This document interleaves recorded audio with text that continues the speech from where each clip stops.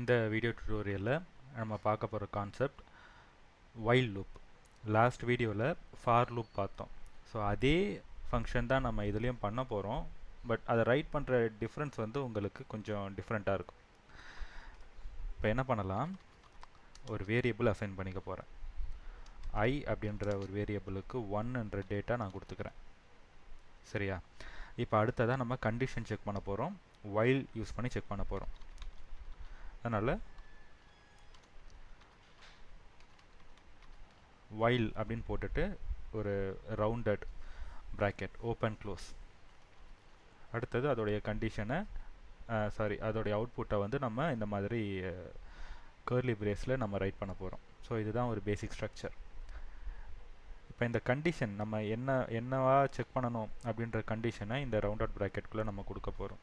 நான் என்ன கேட்குறேன், I lesser than or equal to 5 அப்படின்னு சொல்லிட்டு இந்த இடத்துல நான் வந்து ஒரு கண்டிஷன் செக் பண்ண போகிறேன்.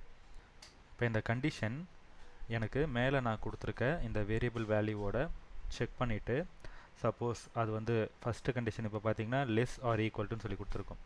அது லெஸ்ஸாக இருக்குது அப்படின்னா அதோட அவுட்புட் என்னவோ எனக்கு இந்த இடத்துல பிரிண்ட் பண்ணணும்.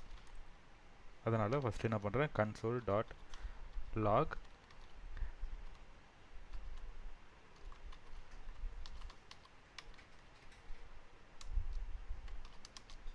அந்த ஐயோட வேல்யூ என்னவோ அந்த ஐயோட வேல்யூ ஃபஸ்ட்டு நான் பிரிண்ட் பண்ணிக்கிறேன். அடுத்தது அது லெஸ்ஸாக இருக்குது. இப்போ நம்ம என்ன பண்ணணும், அதை இன்க்ரிமெண்ட் பண்ணணும். I ++ அப்படின்ற ஒரு கமாண்டையும் கொடுத்தாச்சு. இப்போ என்ன நடக்கும்னா, இங்கே கொடுத்துருக்க வேல்யூவை இந்த கண்டிஷனில் செக் பண்ணி ஃபஸ்ட்டு கண்டிஷன் லெஸ்ஸாக இருக்குன்னா எனக்கு அந்த ஃபஸ்ட் வேல்யூ என்னவோ ஐயோட அதை பிரிண்ட் பண்ணிவிட்டு அதுக்கு அடுத்தது அந்த ஐயை எனக்கு வந்து இன்க்ரிமெண்ட் பண்ணாது, அதாவது I + I. ஸோ என்னோடய அவுட்புட் வந்து 2 ஆகிடும்.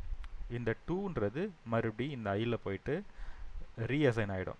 ஸோ அதுக்கப்புறம் இந்த ஐன்றது வந்து 1ஆக இருக்காது. இந்த அவுட்புட்டில் வந்த 2ஓட வேல்யூ தான் இந்த இடத்துல போயிட்டு நமக்கு அப்டேட் ஆகும்.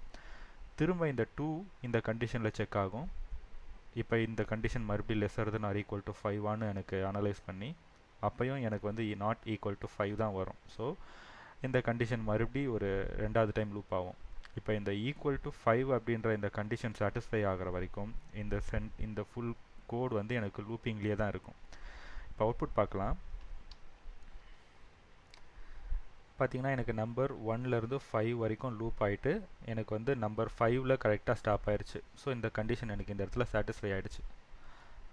இதுவும் ஃபார் லூப் மாதிரியே தான், பட் வே ஆஃப் ரைட்டிங் வந்து நமக்கு கொஞ்சம் டிஃப்ரெண்ட்டாக இருக்கும்.